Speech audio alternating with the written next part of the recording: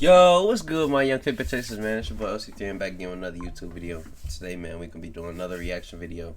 Today, we got a video, a true crime video. I guess this dude was faking, acting like he was the victim whole time. He was the motherfucking, I forgot what you call them motherfuckers. But you know what I'm saying.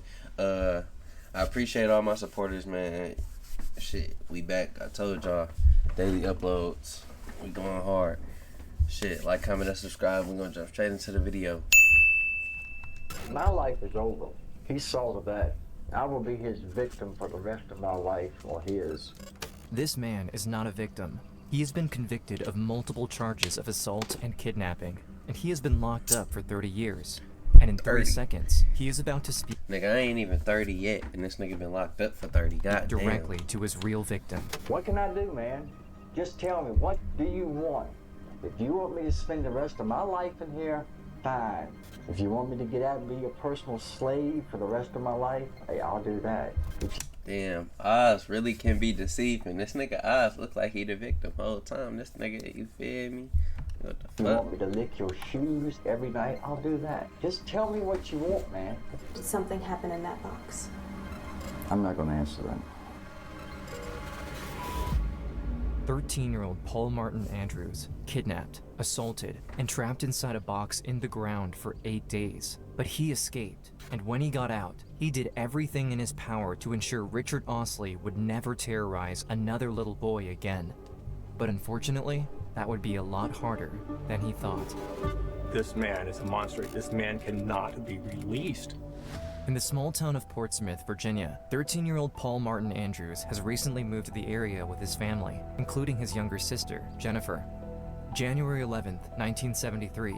It's a snowy day, and Martin walks to a local convenience store just 2 blocks away from his home to buy some milk for him and his sister.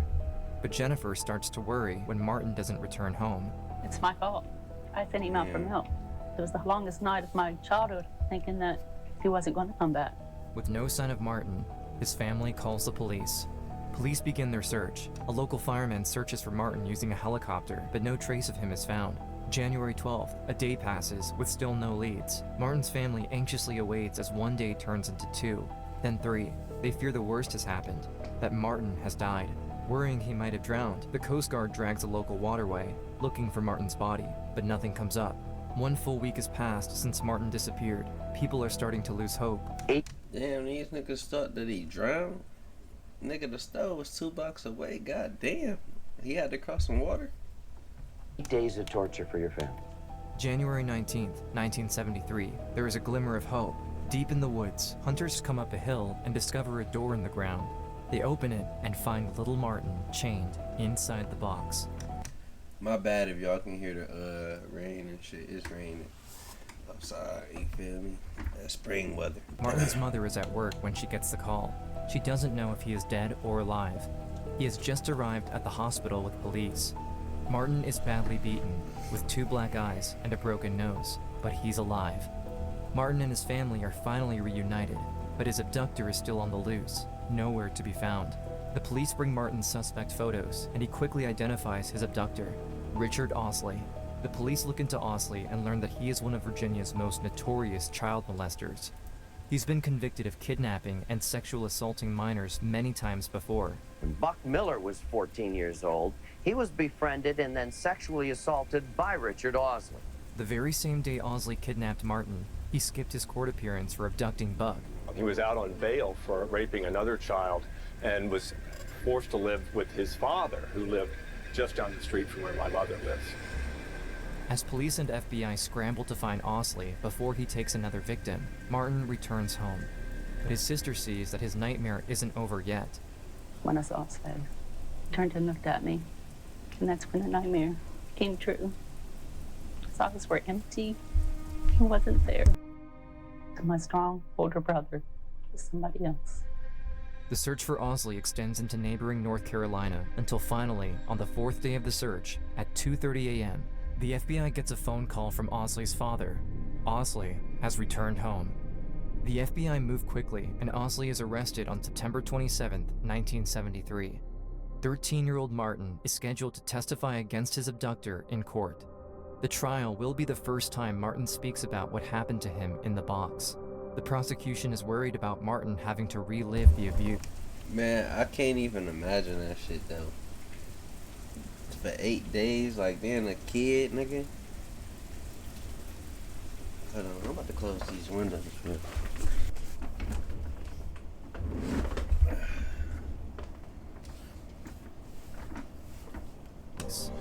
One of my biggest concerns was that he was just a young fellow, 13 years of age, and had been horribly abused by Osley. And to have to put him on the stand to testify as to what happened to him concerned me greatly. I remember seeing Richard Osley over to the side. I remember him staring at me. His eyes never really left me. Despite Osley's eyes watching him the entire time, Martin tells the police what happened to him the day of his abduction. My story starts on a snow day. I decided to walk up to the convenience store. While walking, a blue minivan pulls up next to him. Richard Osley rolls down the window. He rolled down his window and he said, "I'm in trouble. I need help. I have to move some furniture for my brother and I can't do it by myself. Could you help me? I'll give you a few dollars." Not knowing that there is a predator lurking in his small community, Martin agrees. They drive off So they was doing it in blue vans before the white. God damn. together. Osley drives Martin 20 miles from his home into a forest. My concern began to grow about how long this was going to take. I started asking him, I said, where are we going? He kept saying, oh, don't worry, it's not much further, it's just up the road. Osley stops the van in the middle of the snow-covered woods and gets out. He tells Martin they need to take some supplies to his brother's deer box. So he goes back to the van and I see him sort of rumbling around and he pulled out a big sort of butcher knife and then closed his jacket around it. At that moment, every bell and whistle was going off in my head, and yet continued to follow him down this path. We come upon a clearing and he points over to these mounds of dirt and he says, his deer box is over there. There was a piece of metal, like a pan, and then he grabbed a hold of it and he lifted it up. Osley reveals a box hidden in the ground. Just from the opening, you could see some sleeping bags, and there's a blue plastic sheet that covered the floor. Osley jumps down into the box and tells Martin to do the same. So I lowered myself into the box, and he said, I've got bad news for you. You've just been kidnapped. My blood ran cold. I was consumed with this instinct to flee and get out of there. I started to fight to get out, and then he grabbed me. I'm fighting. My thought was about getting a hold of my hands onto that knife, and I start reaching for it. We're wrestling. As I'm reaching for that knife, he hits me in the face. At that point, I stopped fighting. He had me under control. Osley binds Martin's hands and feet and attaches a chain around his ankle, making sure he can't escape. What happens next may be disturbing to some people. Almost immediately, he had me strip out of my clothes. He told me, he said, what's gonna happen, you're not gonna like. He said he assaulted me. Always brutal, always at the point of that knife, always with the threat of death. God didn't cooperate. The knife has been the one thing that haunts me more than anything. It was what he used to intimidate me the entire time. It was what kept me from running. Out of respect for Martin, I ain't gonna lie, I feel Lil Bro on that. Well, he big bro, but you feel me, at the time, shit going on, he was Lil Bro, but still, I feel what he mean by that. I don't want to imagine getting stabbed. I imagine myself getting shot, but stabbed is crazy. we won't be covering the assault past this point, but note that Osley stays with Martin in the box, keeping him hostage for days, until Martin sees something change in Osley. He was working himself up to kill me, and I don't think he could. He never saw the end game. I don't think he planned for it. And now he's stuck. He's stuck with this boy. It's going to cost him even more years in prison. Unable to bring himself to kill Martin just yet, Osley viciously attacks him. And just as I thought he was leaving, he gets over top of me, kneeling, looking me in the face, and then began to beat me with his fist, back and forth, punching me, yelling at me. I came away with it with 2 black eyes, a cracked tooth, my nose was broken. Damn. I was hurting very bad. Martin knows his time is running out. As he lays in the box at night, he thinks about what his mother is going through. You know, what was going through my mother's mind? Would she be worried? Would she be crying? I think that bothered me more than anything, that my mother would be crying about me, you know, that I was gone, and never to know what happened to me. It wasn't so much about going home, it was staying alive. January 19th, 1973, the 8th day of Martin's captivity, Osley makes a mistake that will change the course of this case forever. He leaves Martin alone in the box. 8 a.m. For the first time, Martin hears something outside. As I sat there hoping that my mom would come soon to pick me up, I heard the sound of gears shifting, and I said, "That's got to be my mom." My leg chained behind me. I could just stretch out enough that I could open up the top of the box and just get the top of my head out. And I saw it wasn't my mom, but these 2 trucks coming through the woods. I started screaming at them. I screamed and I hollered and I said, please stop. They walked over to where I was at and looked in the hole, and I said, I've been kidnapped. That's one lucky ass, like, way to, you feel me? For them to really stumble upon, bruh. Hunters find Martin beaten and chained inside the box. For one of the hunters, the sight of 13-year-old Martin is too much to handle, and he has to step away. The police are called. The police arrived. They decided to take pictures while I was still chained in the box. Those pictures show the brutality of what goes on there. The police free Martin, put him in a patrol car, and rush him to the hospital where he's reunited with his mother. Because of Martin's testimony, Osley is sentenced to more than 40 years in prison, but Osley could be released after serving his time. He has the possibility of getting out and hurting another child. After bravely coming forward, Martin thinks he is finally done with his nightmare, but the circumstances of his abduction are so shocking that a professional psychiatrist calls Martin, quote, a liar, and told my parents that I should be institutionalized. He didn't believe my story. The psychiatrist tells his parents that he shouldn't talk about his experience. My parents were told, though, that if I wasn't allowed to speak about it, that I would forget about it, that it would just go away. That ain't how that works. And what happened over time, though, was that everyone forgot about it. Nah, bro. Everyone except for me. Martin never talks about what happened with anyone again, and falls into a depression. Cause everybody else ain't gonna feel that, bruh. He lived that shit. He was 8 days in that box by himself. Nobody was there with him. That shit ain't gonna leave him. You gotta. I can only imagine what he had to do to fucking like just get some peace of mind to not be thinking about that shit. That's traumatizing right there. I ain't gonna fake. It was difficult. Still keeping my secret all the time. My spouse never knew those things. I never spoke to him about them. Friends I had known for years never knew that part of my life. While the outside looked great, the inside was being torn apart. June 2002, 30 years later, Martin thinks he has finally moved on when he receives a call he thought he'd never get. I was at my job and the phone rings, and it's my mom. She told me that, well, Richard Osley's about to be released.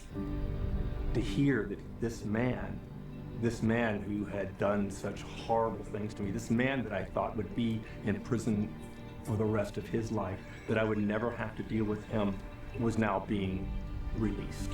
I was horrified. I was horrified.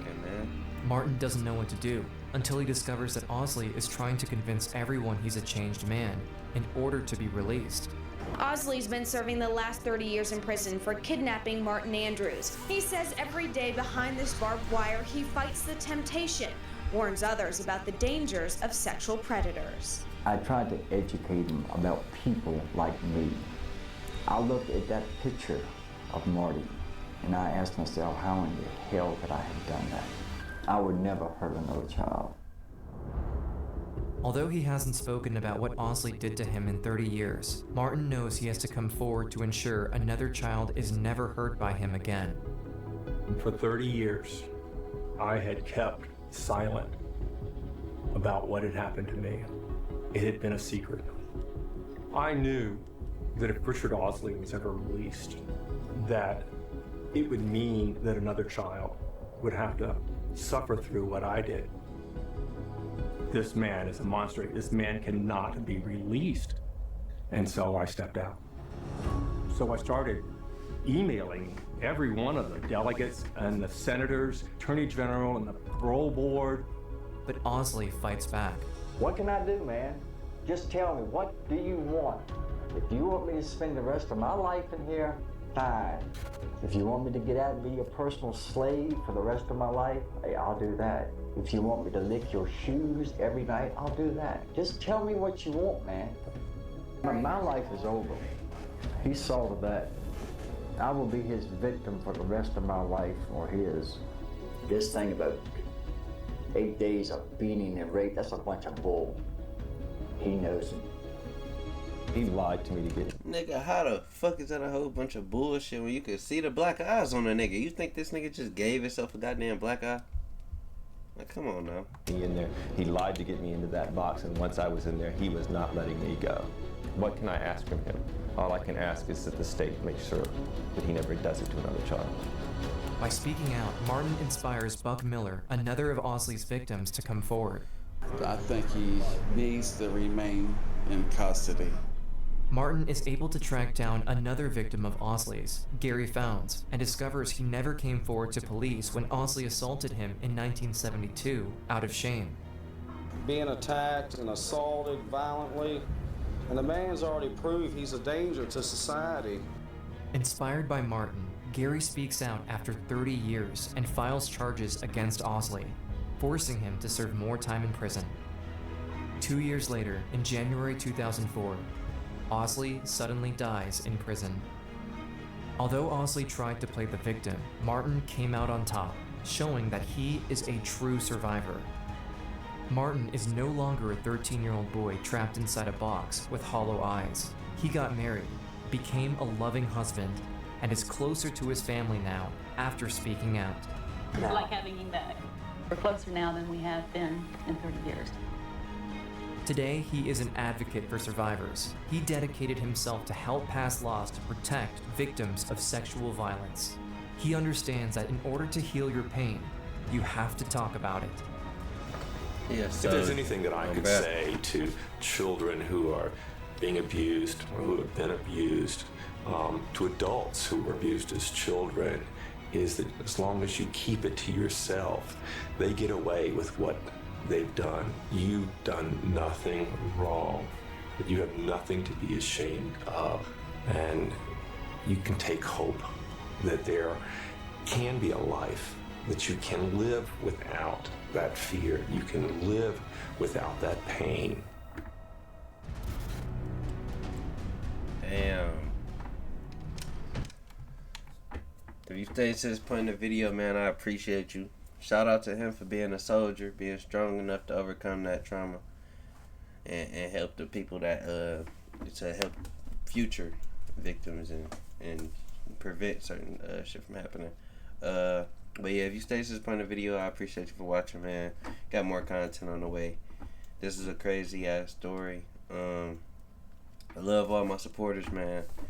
Like, comment, and subscribe. We're gonna get up out of here. We're gonna be back with another video. And peace.